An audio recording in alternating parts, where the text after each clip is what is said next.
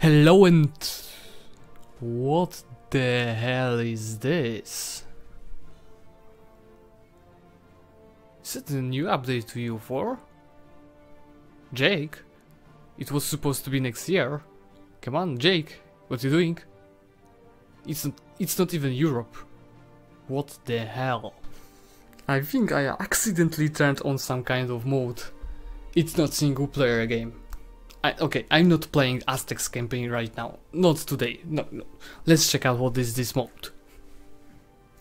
So it seems this mode is called Europa Universalis, and because of it, the whole Europe is just reversed. Not even Europe, the whole world map is reversed. So let's check out Le Français. Qu'est-ce que c'est? You should be on the west, not on the east. Okay, Poland. Okay, I think it's the first advantage of the mode, because Poland can finally into space. Yes, it's a western country. Let's hope it also has the western technology right now. It should be changed. What the hell? Kebabini, what the hell are you doing over here? It's just not alright. What? Do you see this Scandinavia? It's getting just worse and worse with every country that I watch. Johan, is that your work? Because definitely this Great Britain, this British Isles, is definitely work of DDR Jake. It's not even first Apple, guys, come on! I'm starting to have a serious headache because of this map mode, but at least when I look on the horse, they seem really alright. The placement is not that bad. I'm not talking about Moscow because it's just weird.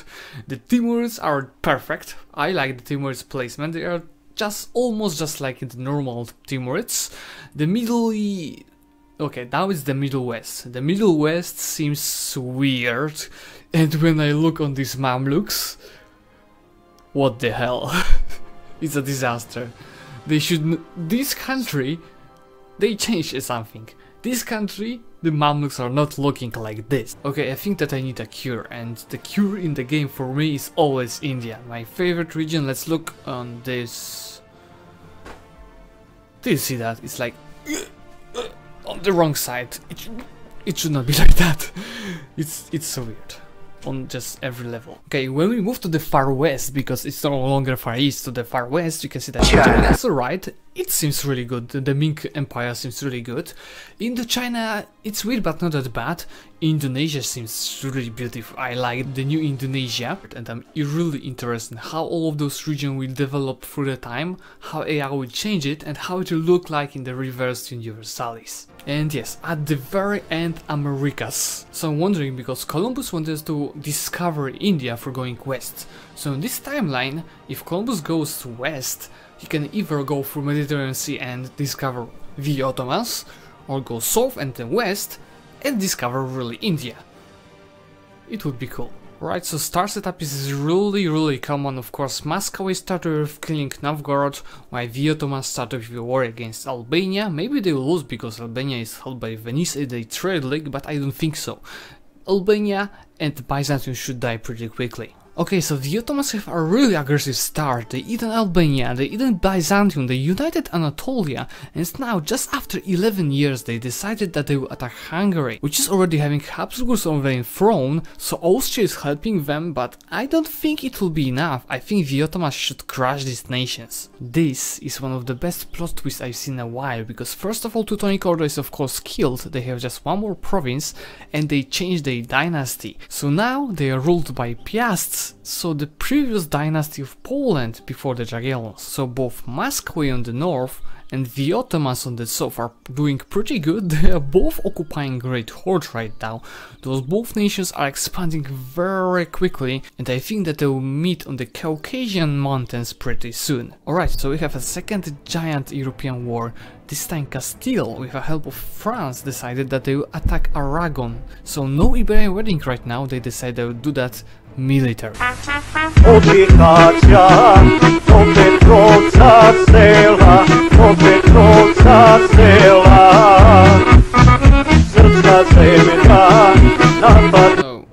not today. I'm so sorry, Serbia. You will not remove any kebab today. You are being removed. Not on this universe. I have no idea what happened here, but China's in the middle of mini explosions. In a few years and even months we should see a bunch of new countries over here, thousands of new countries. And if you look farther you can see Jiangsu, so future Manchu, maybe, just waiting to go into China. I'd love to see that.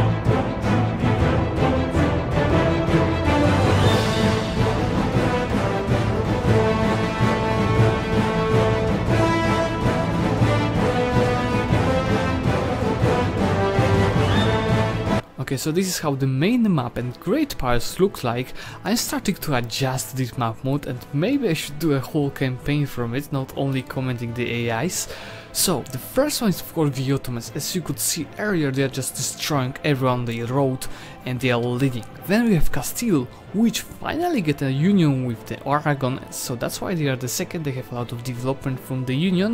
The third one is Poland, which of course as well has unions. They conquered a lot in the meantime, so when they form the Commonwealth they will be a pretty strong country. Then we have France, and you can see that there was still no Burgundian inheritance, so Austria is pretty weak. France is not that strong as it could be. Then we have Muscovy, which is on the really good road to form Russia, and I'd like to see this war between Russia and Poland. This encounter would be really amazing. Of course, then we have Ming, which is just a dying empire. They should die pretty soon. Mamluks, which is still alive, but they've lost 2 wars with the Ottomans, so I don't think they'll be alive for long. And as said, Burgundy is still okay, no Burgundian inheritance. They annex part of the vassals and they are pretty strong over here. The Asian part looks even weirder right now, because Timurids are practically dead. India is partitioned between Bahmanis and Vijayanagara on the south, and Delhi and Jaunpur on the north. Why, as you can remember, China is dying from the rebels, there are a lot of new Chinese countries, and Jiangsu, so future Manchu, is trying to get into there. So it looks pretty good. I think we can continue, and in the next few years we should finally see Manchu being formed. I think this is going to be the biggest conflict that we've seen so far, because the Ottomans just attacked Poland, which is held by Lithuania, Bohemia, Hungary and Brandenburg.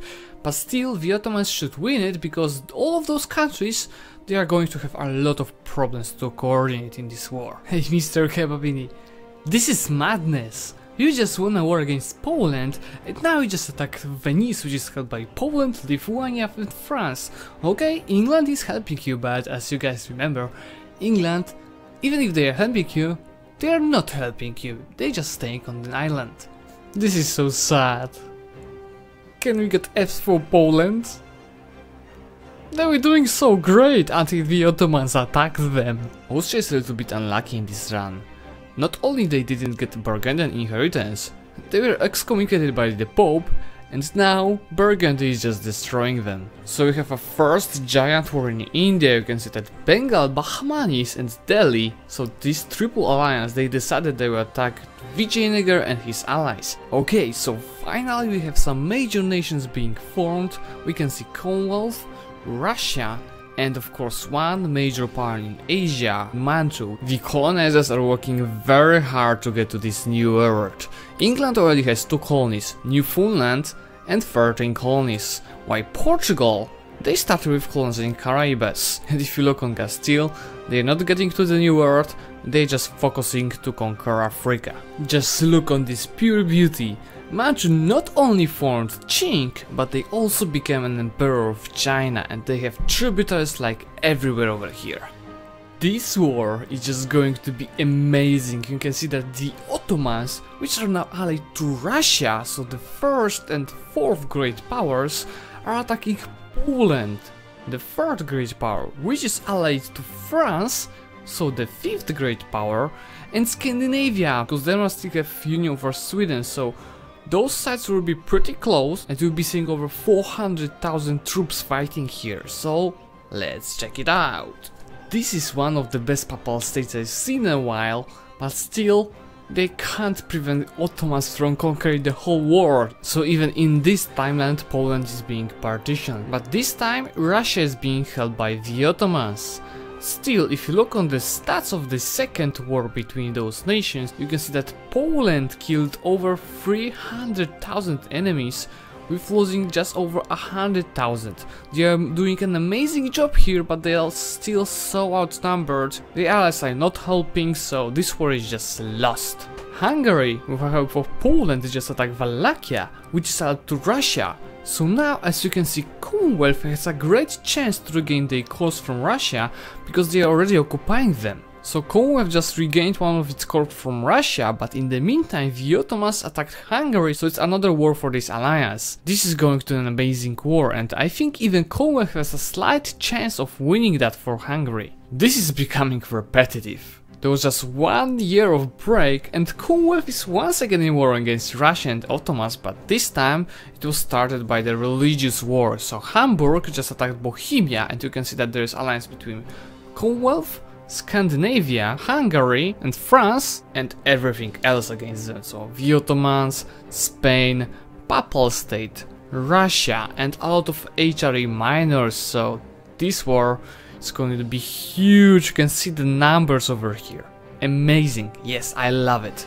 Nice. So this is how the world looks like after 150 years on Reverse Universalis mode. You can see that we have two nations with over 1,000 development on the great power stabs of the Ottomans, of course, and Spain. Then there is Commonwealth, England, France, Russia, and two Asian countries, so Qing and Delhi. Of course, I'm not going to show you the whole campaign over here on this episode, but don't worry, in a few days I'm going to upload a time-lapse for the whole campaign. It should be really interesting, and if you love such kind of videos, please leave a comment and a like, and see you pretty soon.